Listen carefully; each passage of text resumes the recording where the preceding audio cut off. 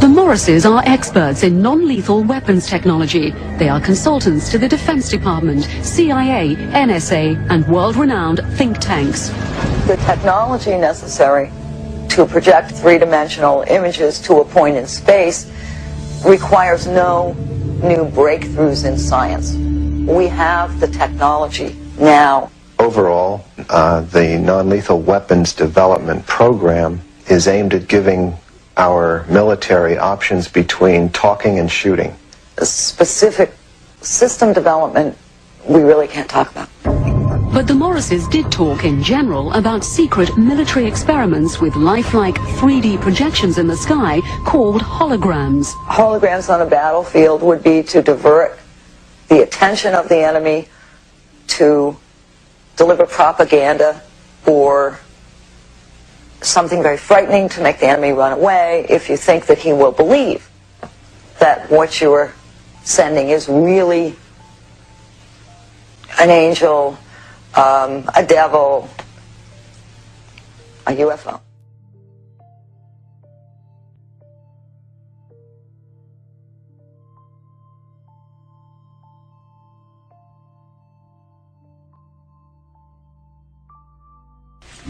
And where could this type of weaponry be tested? Perhaps not coincidentally, along the US-Mexico border at the Army's electronic proving ground in Fort Huachuca, Arizona. Keep in mind that test facilities like Fort Huachuca in Arizona are electrical optical test beds, and part of what they're testing are the effects of these electro-optical devices on a target population. And the target population may be us. America has to test American equipment in America.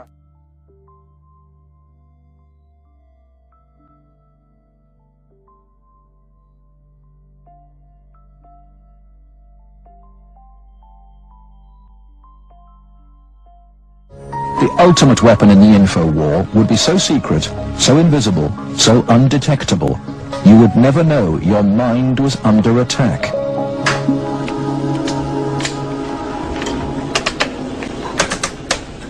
At Laurentian University in Ontario, Canada, a young student is about to undergo one of the strangest experiences of her life.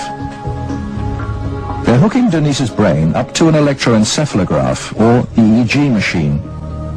For 30 to 40 minutes, this will monitor her brainwaves, while these electric coils attached on either side of her head will immerse her brain in an electromagnetic field.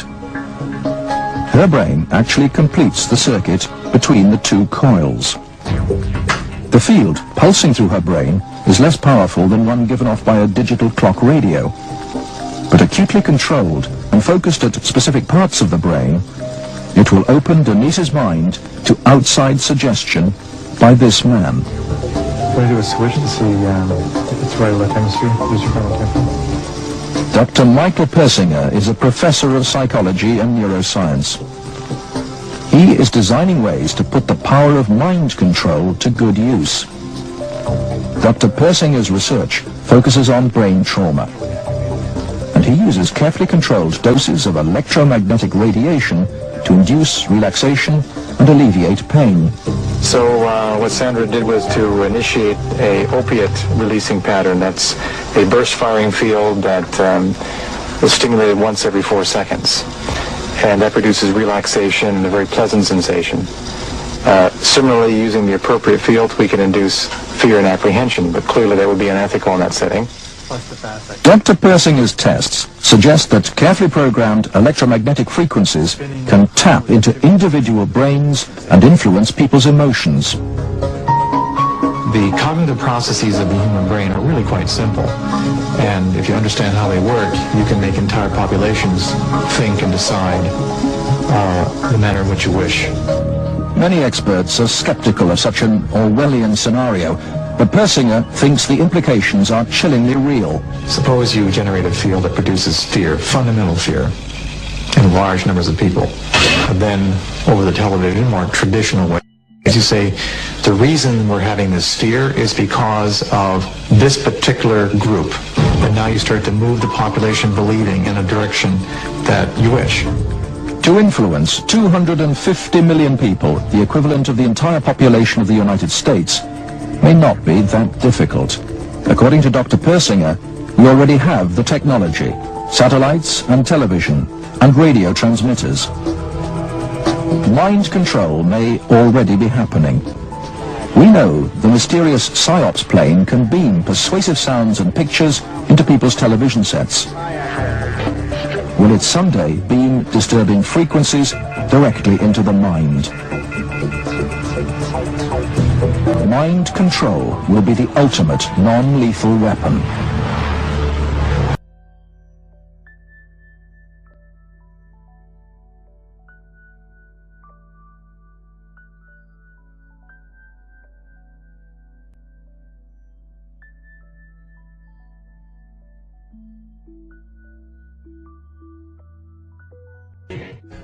Most people kind of in the back of their mind know there's something going on, but it doesn't have anything to do with football or basketball or my paying my rent, so I don't want to fool with it. It's not important. Yeah, but everybody kind of feels there's something going on. Yeah, because most people live in a box, and they don't want to come out the box. No doubt about it. They open the lid every so now and again and just peep outside and they close it. Yep. Do you think the governments are going to let us know at some point? I think, I'll tell you what, again, it's just my opinion. Norio Hayakawa is a very good friend of mine. He's rather famous in the speaking circuit. And he's always talking about how he believes that the government is going to stage some kind of a UFO landing, and it's going to frighten everybody, and all the nations will come together and collectively come together as a trick. Like a War of the Worlds. Yeah, like a War of the Worlds. Right. And it's all going to be a trick, he thinks. Right. It's all going to be planned. And I thought, well, wait a minute, if you're going to get there's a lot of intelligent people in this world, and governments are not stupid. So if you're going to pull off something like that, it better look good. Because it's going to be Absolutely. Right, it better look good and very realistic. I have then said, I can look at the same facts that he's stating and come up with a different conclusion. I'm of the opinion that very well possibly there's going to be an alien invasion. And the government knows it. Right. And consequently, they are trying to prepare the people so that they don't react. Because that was, as far as I'm concerned, that was a CIA operation when Orson Welles, back in the late 30s, 38, 39, did that War of the Worlds thing on radio. I'm sure the CIA was involved in that. And they wanted to see how the people will react if the people really thought that there was an alien invasion from another world. It was called War of the Worlds. Right. With Orson Welles, and people went berserk. Well, I don't think they're going to go berserk today. I think too many people in this world have already had experiences. They know something's up. But again, I would say I'm thinking that there very well might be a legitimate invasion soon.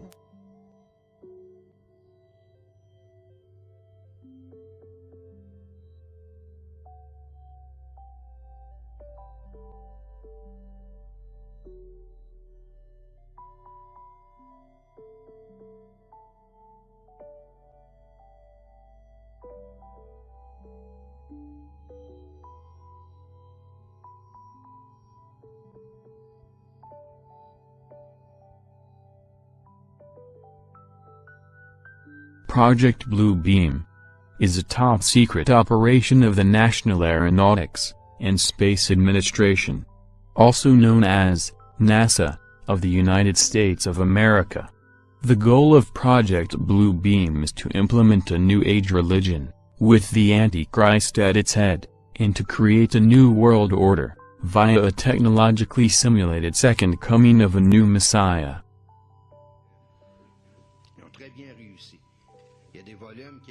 The allegations were presented in 1994 by Quebecois journalist and conspiracy theorist Serge Monast, and later published in his book Project Blue Beam, NASA.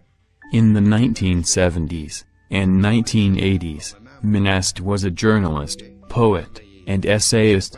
He was an active member of the Social Credit Party of Canada.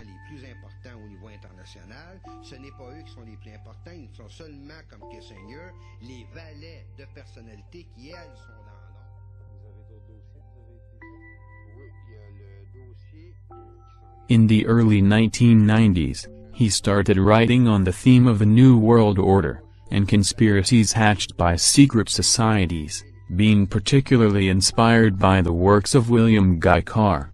Monast founded the International Free Press Agency, where he published most of his work on these themes, achieving some prominence with an interview on esotericist and ufologist Richard Glenn's TV show, Esoterism Experimental, in which he repeatedly warned his audience about the dangers of a world government.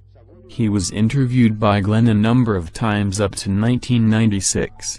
In 1994, he published Project Blue Beam, NASA, in which he detailed his claim that NASA, with the help of the United Nations, was attempting to implement a New Age religion, with the Antichrist at its head, and start a new world order, via a technologically simulated second coming of Christ.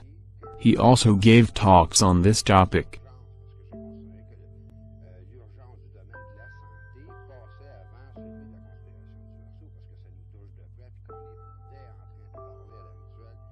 We have before us the opportunity to forge for ourselves and for future generations a new world order, a world where the rule of law, not the law of the jungle, governs the conduct of nations. When we are successful, and we will be, we have a real chance at this new world order, an order in which a credible United Nations can use its peacekeeping role to fulfill the promise and vision of the UN's founders. After 1989, President Bush said, and it was a phrase that I often use myself, that we needed a new world order.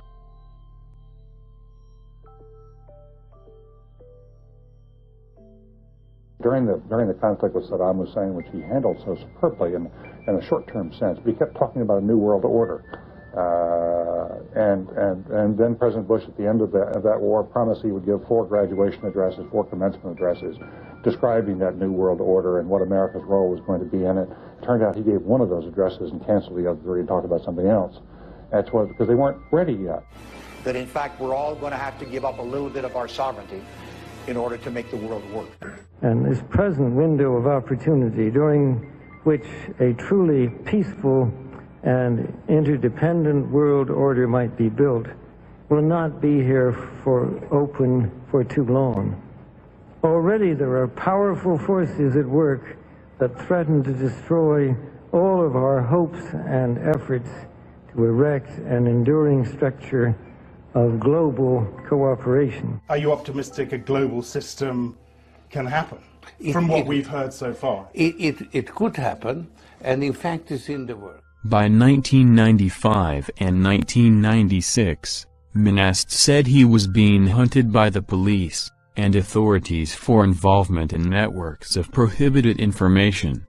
He had homeschooled his 2 children, who were then taken away, and made wards of the state in September 1996 so that they would receive a public education.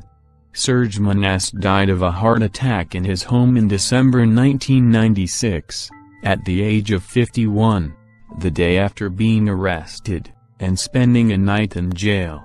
His followers claim his death was suspicious, suggesting he was assassinated by psychotronic weapons to keep from continuing his investigations.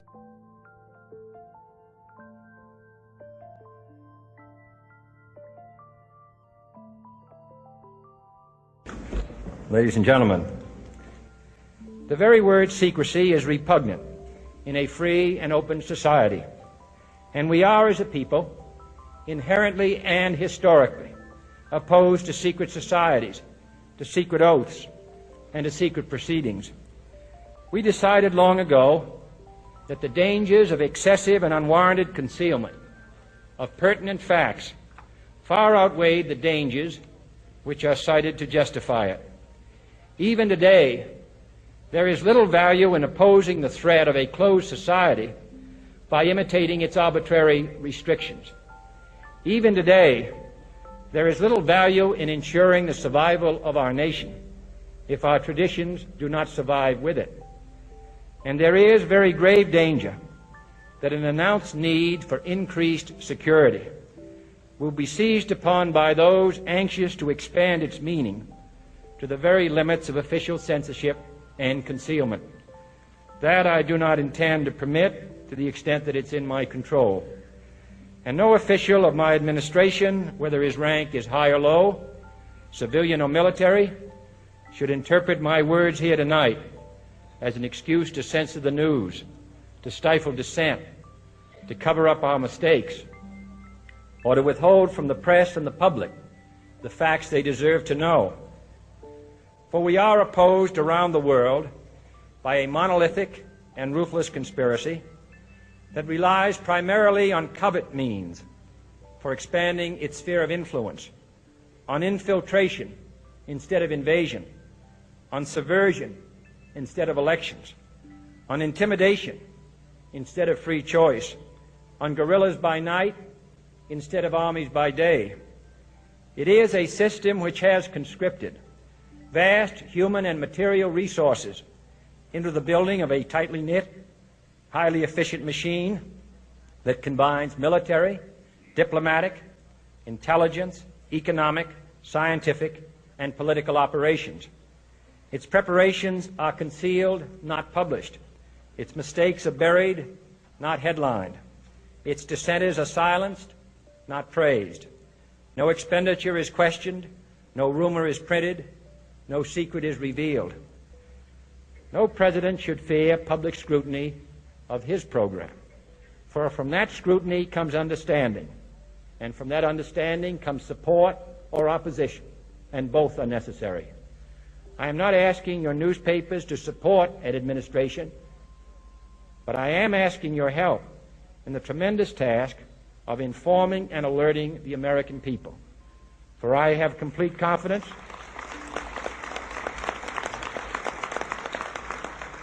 in the response and dedication of our citizens whenever they are fully informed. I not only could not stifle controversy among your readers, I welcome it. This administration intends to be candid about its errors. For as a wise man once said, an error doesn't become a mistake until you refuse to correct it. We intend to accept full responsibility for our errors, and we expect you to point them out when we miss them. Without debate, without criticism, no administration and no country can succeed, and no republic can survive. That is why the Athenian lawmaker Solon decreed it a crime for any citizen to shrink from controversy. And that is why our press was protected by the First Amendment, the only business in America specifically protected by the Constitution, not primarily to amuse and entertain, not to emphasize the trivial and the sentimental, not to simply give the public what it wants, but to inform, to arouse, to reflect, to state our dangers and our opportunities, to indicate our crises and our choices, to lead, mold, educate, and sometimes even anger public opinion. This means greater coverage and analysis of international news, for it is no longer far away and foreign, but close at hand and local. It means greater attention to improved understanding of the news, as well as improved transmission. And it means, finally, that government at all levels must meet its obligation to provide you with the fullest possible information outside the narrowest limits of national security. And so it is to the printing press, to the recorder of man's deeds, the keeper of his conscience, the courier of his news, that we look for strength and assistance, confident that with your help, man will be what he was born to be, free and independent. The Project Bluebeam operation has 4 different steps in order to implement the New Age religion, with the Antichrist at its head. The New Age religion is the very foundation for the New World government. Without a universal belief in the New Age religion, the success of the New World Order will be impossible to implement.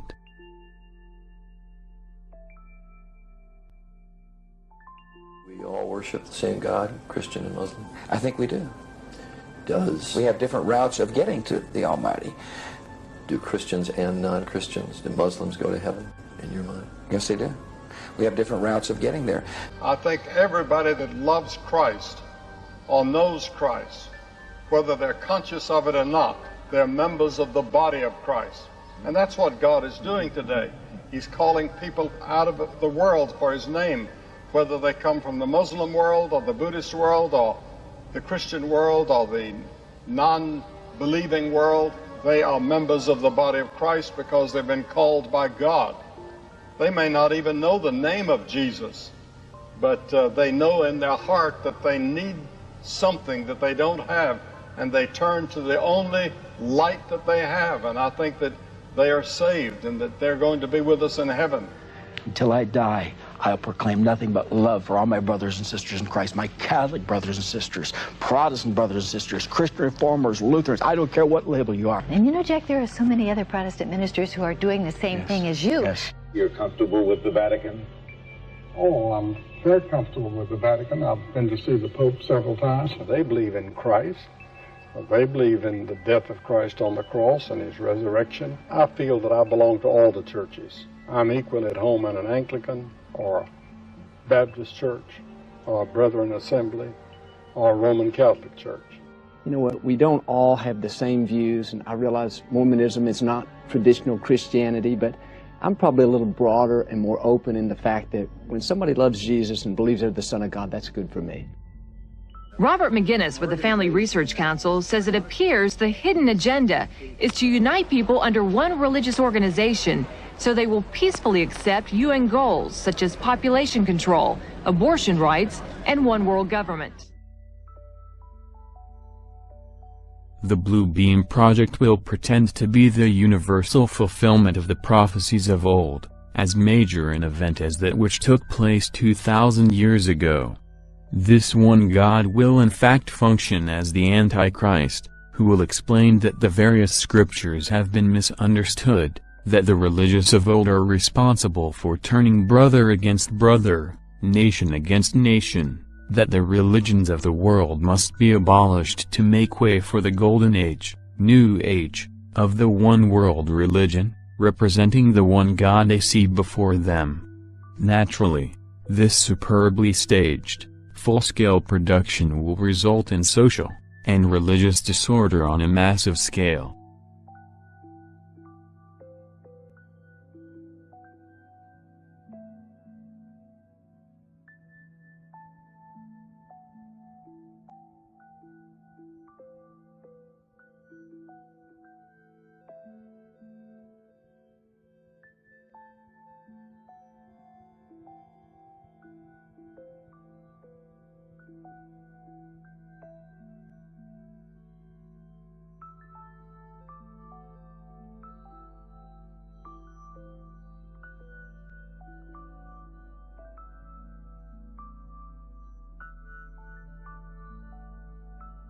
Well, archaeologists in southern Israel making a major discovery, shedding new light on biblical history, uncovering a 3,000-year-old metropolis, once inhabited by the Philistines.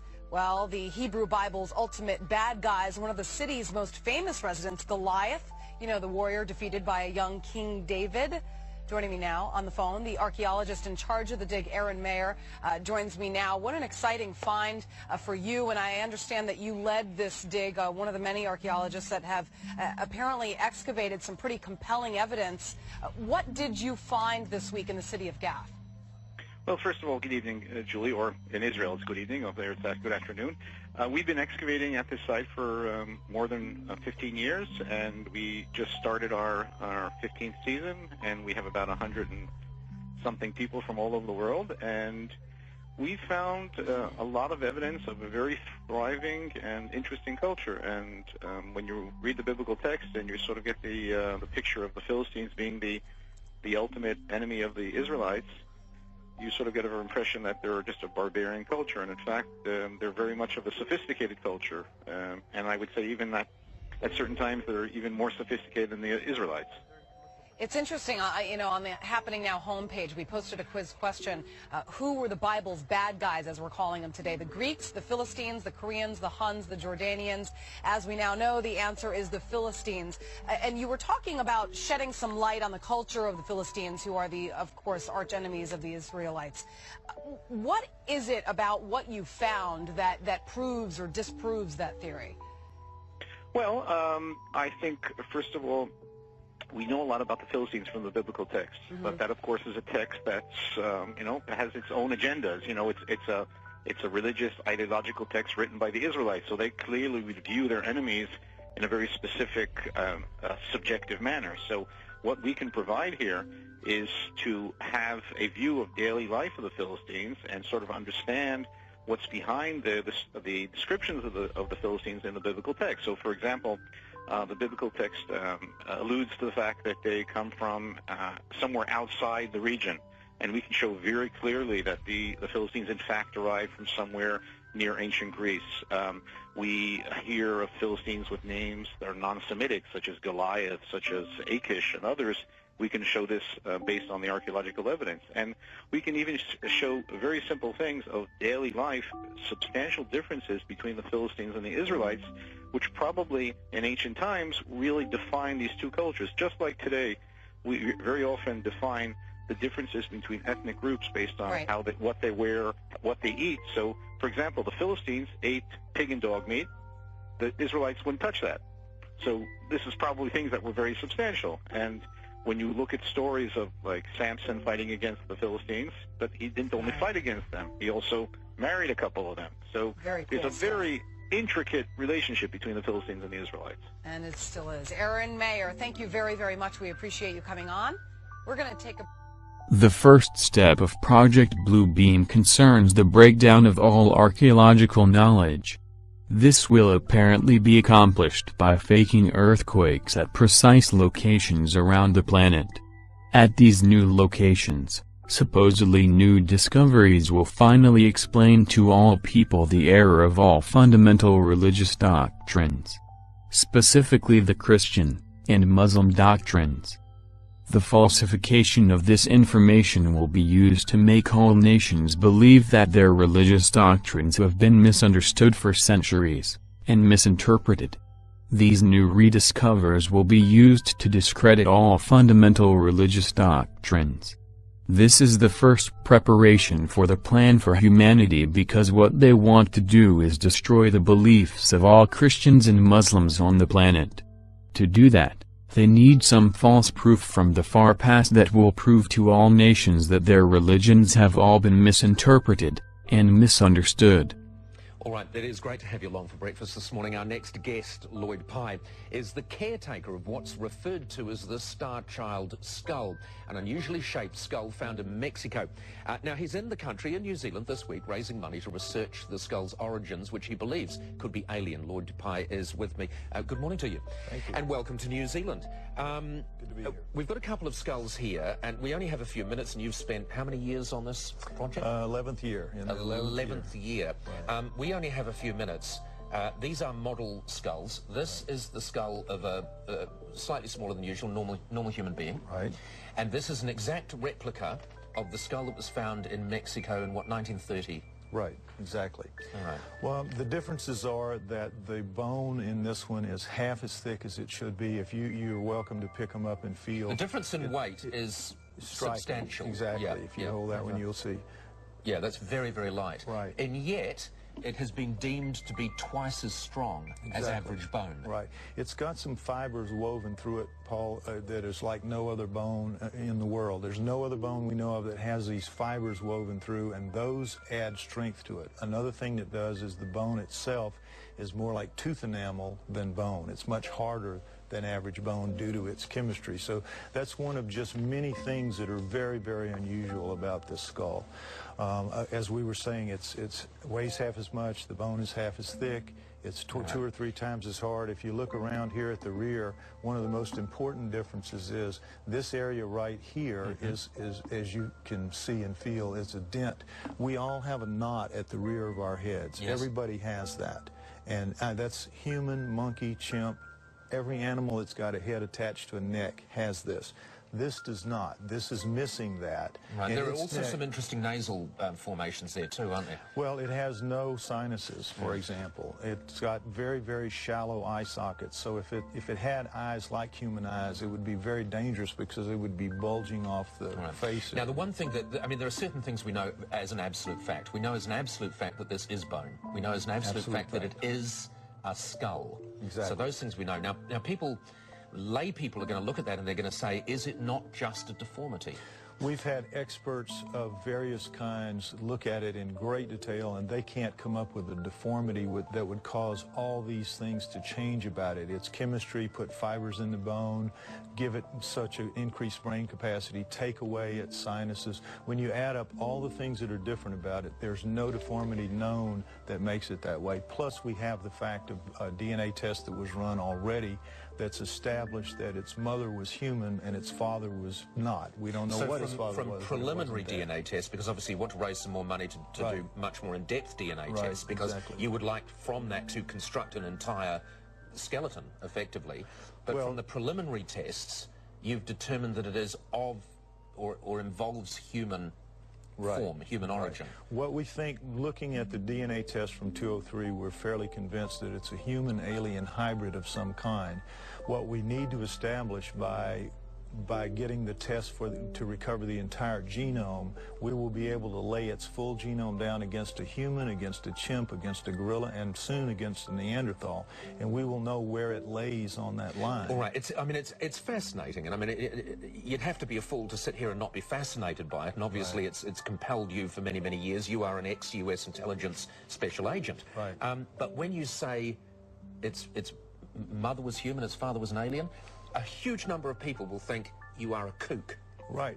Well, they have every right to think that. When I first saw it and they first gave it to me and I first started, I thought sure it was a deformity. I was confident it had to be a deformity. And every test we've done many tests, all the tests you can do really, up to this final genomic DNA test. We've done everything we can do, and every test it's passed. You will be speaking in New Zealand? I'm speaking in New Zealand on Sunday at the Mount Albert War Memorial. If anybody interested in attending, contact uncensored.co.nz or co.nz, however you say it. Yep. Right. Uncensored Magazine. John Eisen has brought me over to speak at that. And we will have details on our website too, so people can go to our website. Lloyd, thank you very much for joining us. Lloyd Pye. That is extraordinarily light. Feel how light that is. Ooh. So it's half the weight, twice the strength. Pass me the other one, please. Just sure. Ooh, Didn't you believe me, Ali? No, I believed you. I just wanted, I like to get my hands on things for myself. Thanks. That's extraordinary. Yeah. Oh, I'd really like it's to hear weird, the isn't full it? story It's from you weird. on Sunday. Yeah. Thank you very much.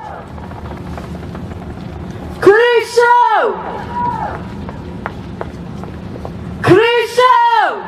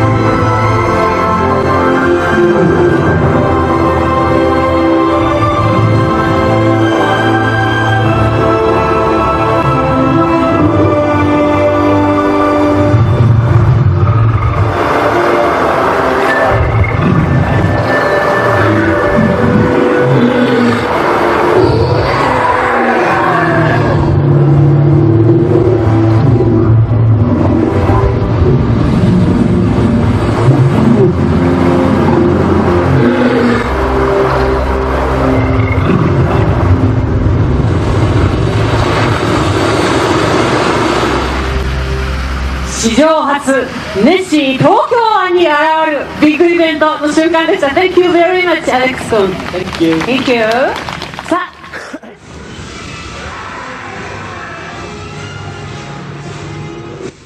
ネス湖に消えたと言われるあのネッシーがなぜか東京湾に出現。お台場の海で暴れるこのネッシー、実は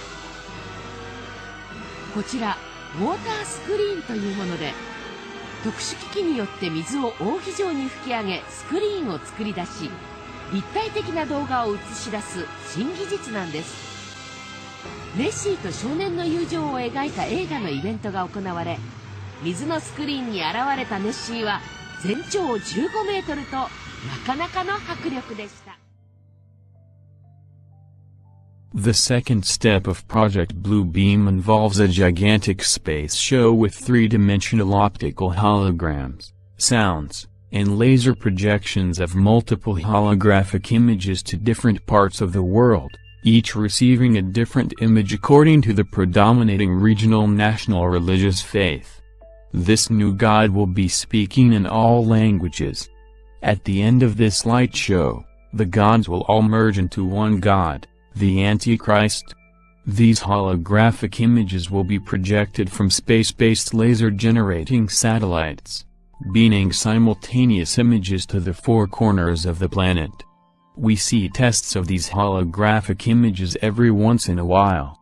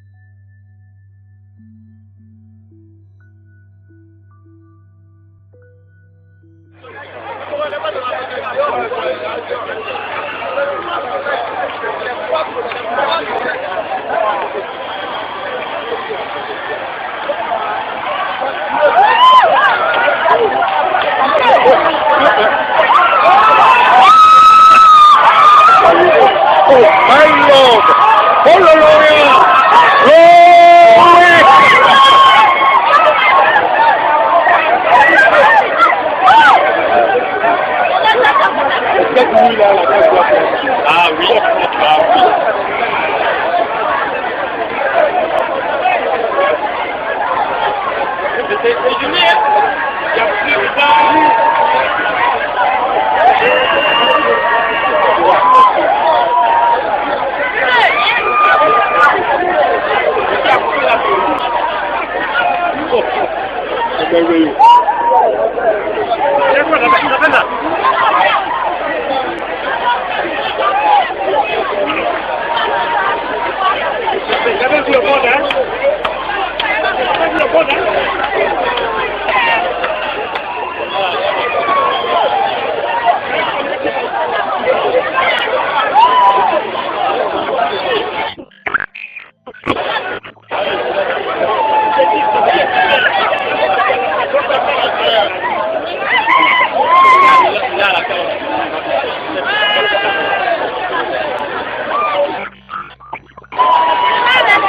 Monsieur Philippe, non, c'est vrai que non, Dieu, il s'est levé de côté.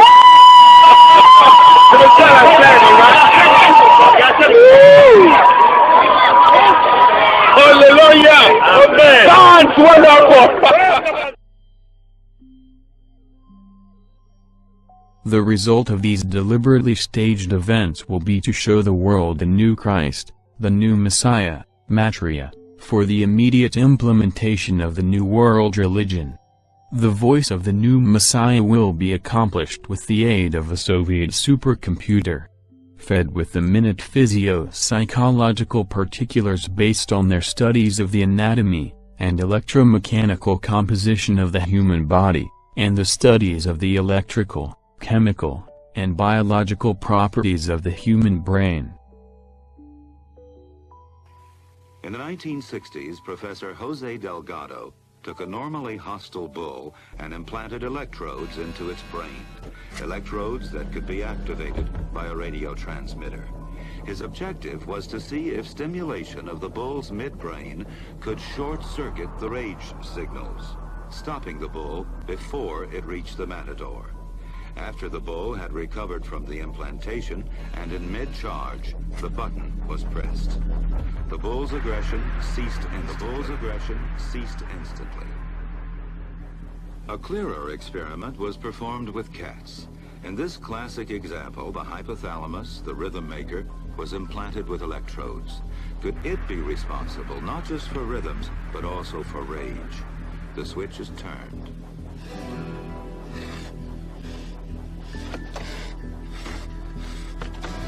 Then the switch is turned off. So indeed, the hypothalamus does control certain types of aggression. This is CIA Director David Petraeus in a speech he made, or a talk he talked about the Internet of Things. This is what he said.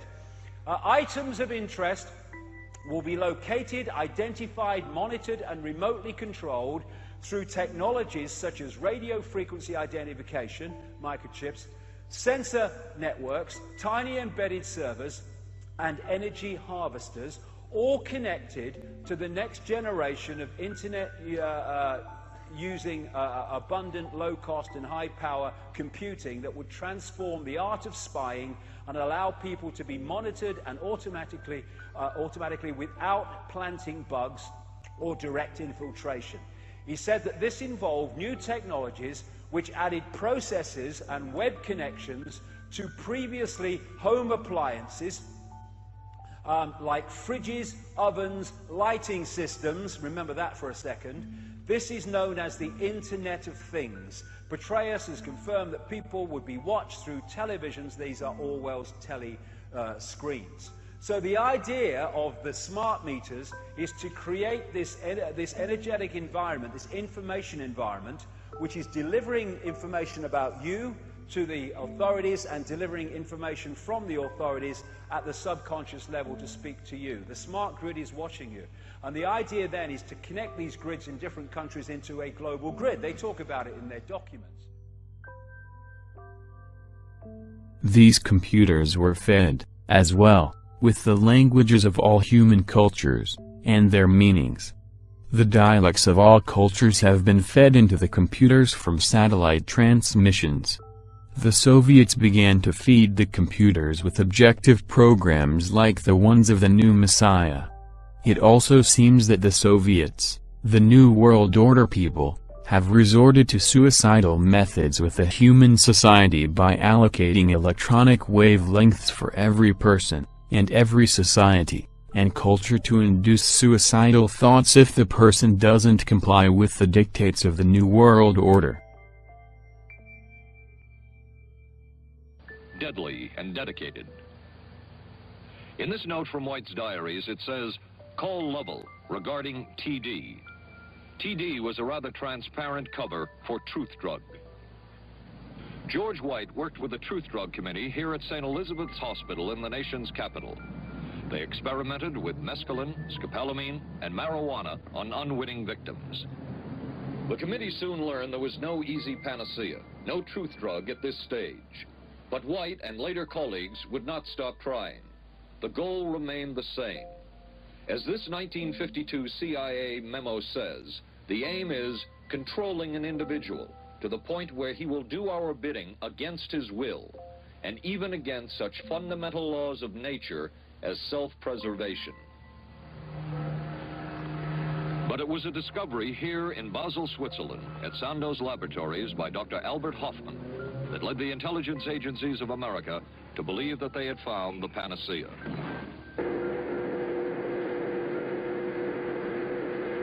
The discovery was lysergic acid diethylamide, LSD. From a previously classified deposition of Dr. James Cattell, who administered the mescaline derivative, on the purpose of the drug testing, to produce symptoms similar to those that you see in schizophrenia, on how much the patient knew about all this. We didn't delineate all the possibilities of what might happen because then you contaminate your experiment. Cattell then relates that he never even knew what drug he had given Harold Blauer because of the secrecy of the Army experiments. We didn't know whether it was dog piss. This was secret. This was a secret. We weren't in on it. We asked Blauer's daughter Elizabeth for her reaction. How can anybody react to that? I mean, that is so far from what you'd expect from a human being, never mind a doctor, never mind a professional specialist who's supposed to care about people's minds. It's unbelievable. A suit filed by Elizabeth Barrett against the Army Chemical Corps is now pending in federal court. Other Army experiments continued on mental patients around the country. Work done at the Tulane Medical Center in New Orleans involved several drugs, hallucinogenics, and electrodes implanted in the brain. The chief researcher was Dr. Russell Monroe, now head of the psychiatry department at the University of Maryland. These are various progress reports written by Dr. Monroe and recently obtained by ABC News. From one of the progress reports, a report of a woman who had electrodes implanted in the brain and was then given LSD and other drugs. She became agitated, cried, lapsed into a trance-like state.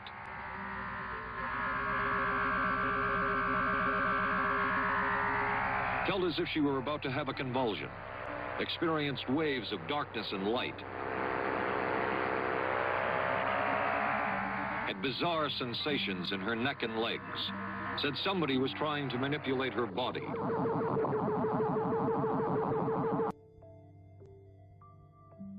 The third step of Project Blue Beam deals with telepathic electronic two-way communication, where ELF, extra low frequency, VLF, very low frequency, and LF, low frequency, waves will reach each person from within his or her own mind, convincing each of them that their own God is speaking to them from the very depths of their own soul. Will you pull me the mainstream news article about the new light bulbs that are going to have computer signals going through them, basically programming and interfacing with your computer, and the other patent number article dealing with the admission that not only does the flicker rate on TV put you into a mesmerized, hypnotized, highly suggestible state, but that not only propaganda messages can be on what's being said on TV, that's one level of propaganda, and the flicker rate puts you in that suggestible state, but that actual data that they can put signals in the flicker that can make you sick, make you angry, make you happy. This is mind control. You know, 100 years ago, how would a hypnotist hypnotize you? You know, they do it by having you watch a flashing light or a watch. Well, this is 21st century versions of that. You know, watch the watch, listen to me, do what I say. You know, for those of you out there tuning in for the first time who are hearing this and laughing at what I'm saying, let me just give you a few examples of what I'm talking about. Then I'll get into what's happening in North Africa and the Middle East and what's happening with the economy. Here is, yeah, this is good, but there's one other. There's the actual article on this patent. There's one more article I need, guys. Yeah, thank you. The actual article about the patent. But here's the patent. It's patent 6-506-148, and it's at the U.S. Patent Office. Current U.S. class, current international class, and it's got its coded larger number there, U.S. patent document. This is from January 14th, 2003, and this is just one of countless patent documents that are out there dealing with this, and it's titled Nervous System Manipulation by Electromagnetic Fields from Monitors. Psychological effects have been observed in human subjects in response to stimulation of the skin with weak magnetic fields that are pulsed with a certain frequency near the 1.5 hertz to 2.4 hertz, such as to excite a sensory resonance. Many computer monitors and TV tubes, when displaying pulsed images, emit pulse electromagnetic fields of sufficient amplitudes to cause such excitation.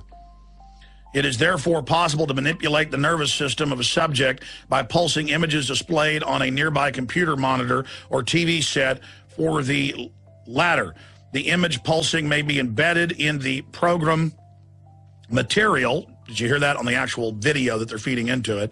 You know, the original signal, or it may be overlaid by modulating a video stream, either with an RF signal or as a video signal.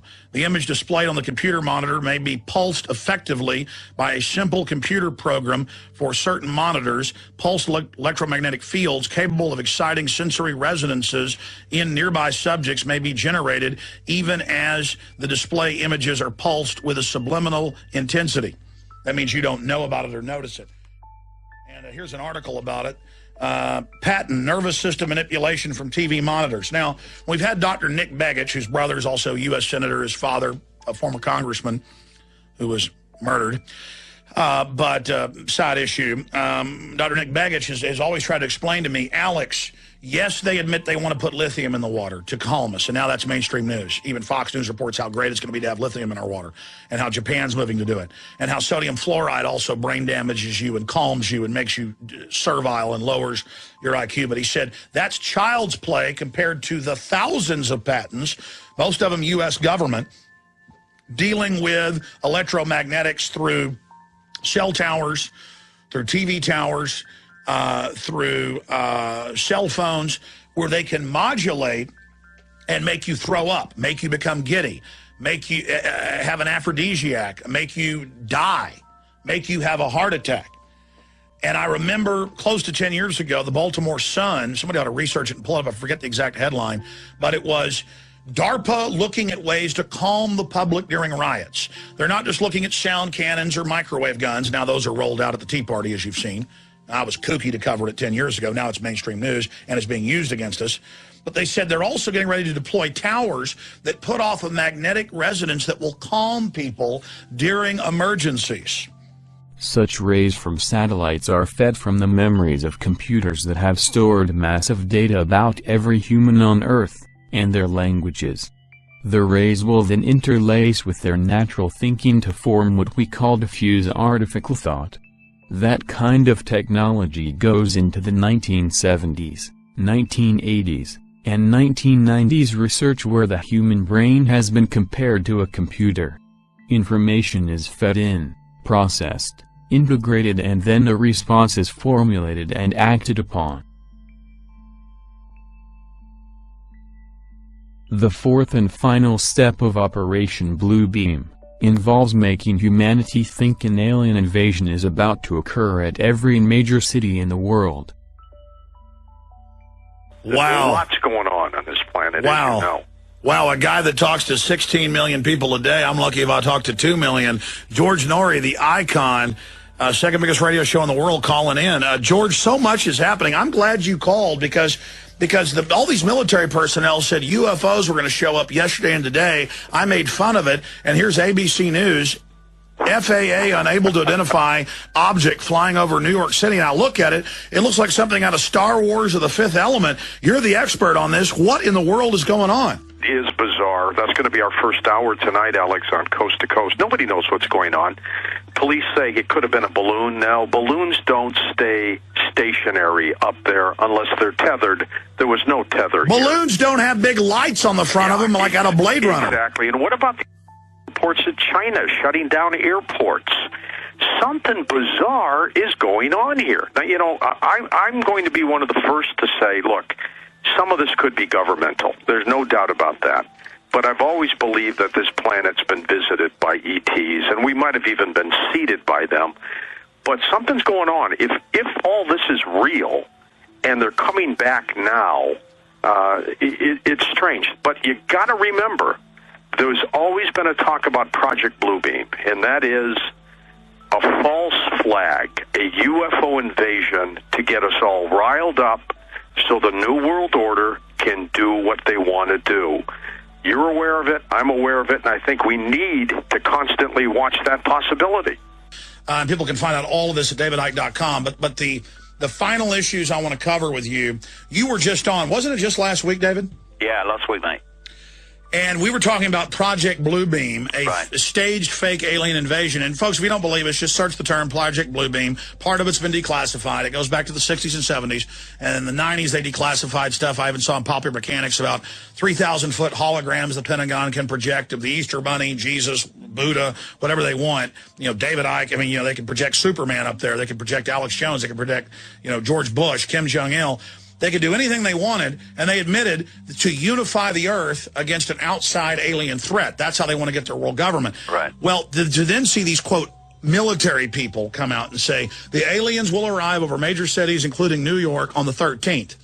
And then we're going to show that ABC News article up on screen right now that I'm going to Zbigniew Brzezinski after that. Sorry, I flipped that on the guys. FAA unable to identify object flying over New York City, and it looks like something out of you know, Star Wars / The Fifth Element, hovering with, you know, lights on it and everything. Well, we know they've got all sorts of hovercraft. We know the Germans had stuff that looked like flying saucers. That's where the original stories. We know they say the SR-71 Blackbird in service in 55, developed in 52. So they say the fastest plane in the world, you know, over 50 years ago. Total baloney. We know that they kept for 20 years secret the B-2 bomber. We know that DARPA had computers, internet in the 60s. We know all that, but to now have the Pentagon and the press club and all this promotion and all these TV shows and all this push that aliens are about to land. David, I'm going to give you the floor for about 5 minutes on this, and I've got the Zbigniew Brzezinski clip and about how we're going to win. We'll get your take on that, and I'll let you get out to you know, some of the other interviews and things you're doing there in New York City. But, I mean, here it is, because this morning I'm like, oh, the UFOs didn't come, and then boom, they arrive. There's reports all over the world. I mean, this is big. I mean, if aliens are showing up, folks, they're not going to have Air Force officers telling you they're about to arrive. And we need to look up the names of all these people and really do some deep research, because we know there's a government program to stage this, to unify people, and also to cover up your research that there is off-world activity and that they're trying to create a hoax to control that situation. David, for about 5-6 minutes, you've got the floor. Then I've got one other issue for you. David Icke of davidicke.com.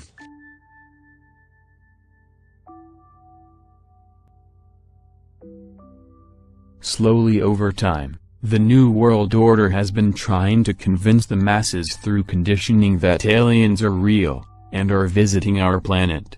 As part of the Iron Mountain Report, supposedly commissioned by the United States government in the early 1960s, a possible alien threat scenario was envisioned in this report as a means to uniting the masses together against an alien invasion. Slowly the masses have been exposed over time to the possibility of aliens inhabiting our universe. The movie Independence Day was the first to forward this notion, along with Battle, Los Angeles and many others. Manufactured UFO sightings and spacecrafts have been seen for decades and have been increasing in numbers in recent years and months. We have astronauts and military departments from all across Europe and even here in the United States disclosing possible UFO sightings and encounters in a concerted effort to convince us that aliens are real. We even have the Pope and the Vatican's astronomy experts telling us that aliens are real. More secure for you and your children. I couldn't help at one point in my discussions privately with General Secretary Gorbachev, when you stop to think that we're all God's children wherever we may live in the world, I couldn't help but say to him, Just think how easy his task and mine might be in these meetings that we held if suddenly there was a threat to this world from some other species from another planet outside in the universe. We'd forget all the little local differences that we have between our countries, and we would find out once and for all that we really are all human beings here on this earth together. But there are no aliens there. So then when the Roswell thing came up, I knew we'd get, gazillions of letters. So I had all the Roswell papers reviewed, everything. If you saw that there were aliens there, would you tell us? Yeah. You would? I would. Well, I think, look, what do we know? We know now we live in an ever-expanding universe. We know that there are billions of stars and planets literally out there, and the universe is getting bigger. We know from our fancy telescopes that just in the last 2 years, more than 20 planets have been identified outside our solar system that seem to be far enough away from their suns and dense enough that they might be able to support some form of life. So it makes it increasingly less likely that we're alone. Oh, you're trying to give me a hint that there are aliens. No, I'm trying to tell you I don't know. Oh. But if we were visited someday, I wouldn't be surprised. I just hope that it's not like Independence Day. Yeah, right. That it's a conflict. Well, now we have friendly Maybe the only way to unite this incredibly divided world of ours. They're out there. We better think of how all the differences among people on Earth would seem small if we felt threatened by a space invader. That's the whole theory of independence. You're right. Everybody gets together and makes nice and, You and Bill O'Reilly would be hiding in a bunker together. Yeah. Old Bill O'Reilly, he every mean thing he ever said about me. I don't care. Look at that.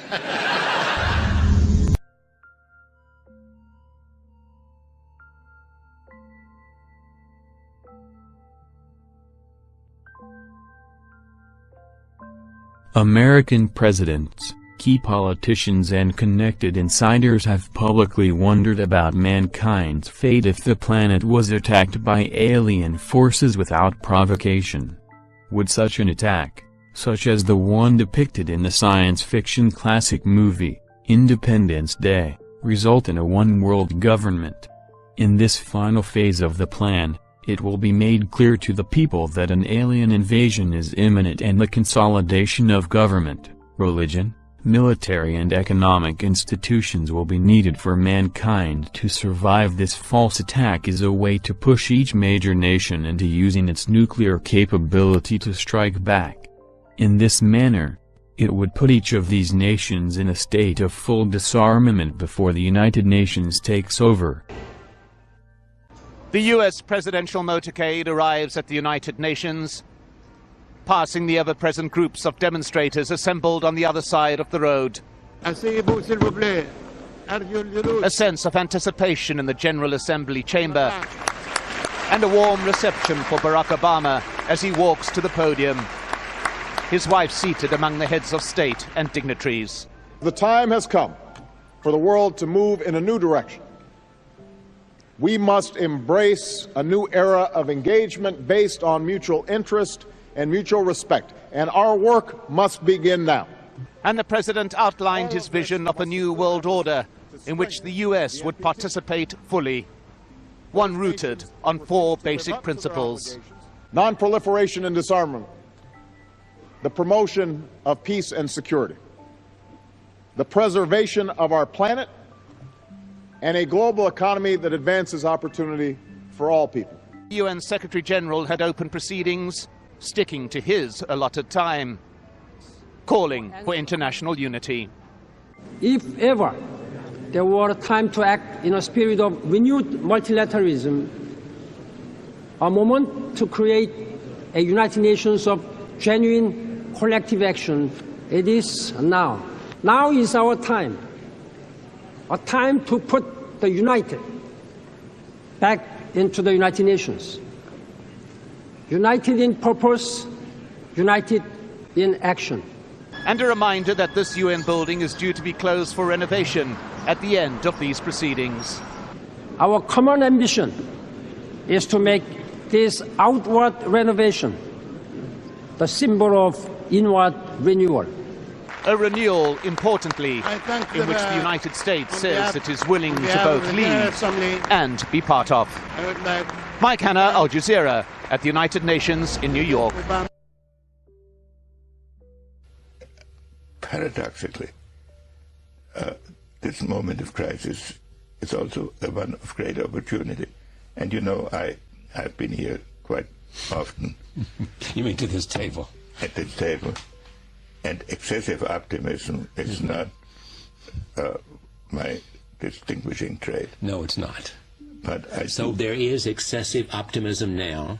No, I don't think there's excessive optimism. Okay, well, you moderate optimism. I think that when the new administration assesses the position in which it finds itself, it will see a huge crisis and terrible problems, but it can. I could see that it sees a glimmer in which it could construct an international system out of it. If you look back to the end of the Second World War, many people now think that the period between 1945 and 1950 was in many ways the most creative period or one of the most creative periods of American foreign policy. But it started with chaos and fear of Russian invasion of Europe and governments that were very weak and people who were very So the United Nations came out of that, the Marshall Plan came out of that. That's right, and NATO came out of that, and later the Truman Doctrine came out of that later. Right. There is opportunity in the crisis because, repeat it for me, because? I think because when you look at the medium-term interests and the long-term interests of the key players, India, China, Russia, America, Europe, they really are importantly parallel. That we should not look at this current situation from a posture of being paralyzed by the symptoms of crisis. Fair enough. Within the crisis, there is opportunity.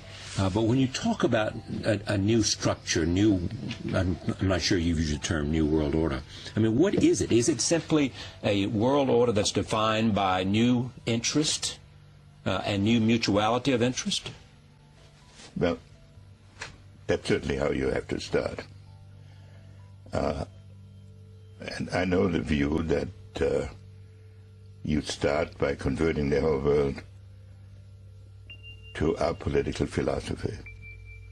I don't think that can be done in 1 or 2 terms of an administration. That's a historic process that has its own rhythm. Has it suffered a setback, A, because of Iraq, and B, because of the economic crisis? And what suffered a setback? The idea of America leading and building a whole new consensus for a kind of... Look, there are so many problems in the world at this moment that can only be dealt with on a global basis. And that's unique. Proliferation. Environment. Environment. In some cases, global health. Right. So all of these issues necessitate a global approach. So you don't have to invent an international order. And so every country has to mitigate its pure national interest by the global necessities to some extent. Or define its natural interest by the global necessities. But it cannot push its own technically selfish interests. In talking to the leaders of the world that I have met and counted in recent months, to what extent their willingness to cooperate with America has been enhanced by the very recent crisis. The economic crisis. The economic crisis, and also the way the whole international system is evolving. And I'm not saying that leaders will be able to be up to all the opportunities that I may, as an outsider, may perceive. But I think they can start moving in that direction. And I'm actually fairly hopeful that we will be moving in that direction. It seems to me the larger point you're making is that the economic crisis that is prevalent in the United States, in Europe, in Russia, and in China, India, offers an opportunity to make a case for something new rather than something old. Yes, funnily enough, even the jihadist crisis is teaching everybody. It's bringing home to everybody that international affairs cannot be conducted entirely by drawing borders and then defining international politics by who crosses what borders with organized military force. This has now been reinforced by the fact that the financial crisis, which totally unexpectedly has spread around the world, limits the resources that each country has for a foreign policy geared to assertion of its own pure interests. So every country is obliged to set certain priorities, so that foreign policy now becomes an exercise into seeing whether the inevitable priorities that each country has to set for itself can be meshed in some manner to reinforce each other. Can it be done? I don't know that. It should be attempted, and I think there's a good chance of it.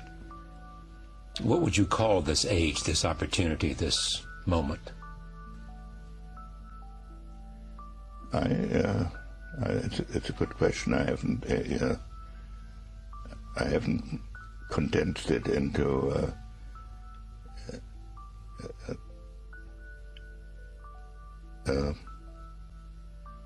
maybe the age of compatible interests. Pretty good. Thank you. Good to see you again. Great pleasure to be here. Henry Kissinger, back from Russia. Many questions about Russia we didn't get to, the relative power of Medvedev and Putin and all of that in terms of Russia and its internal questions as well. But this evening, a look at how the world might be.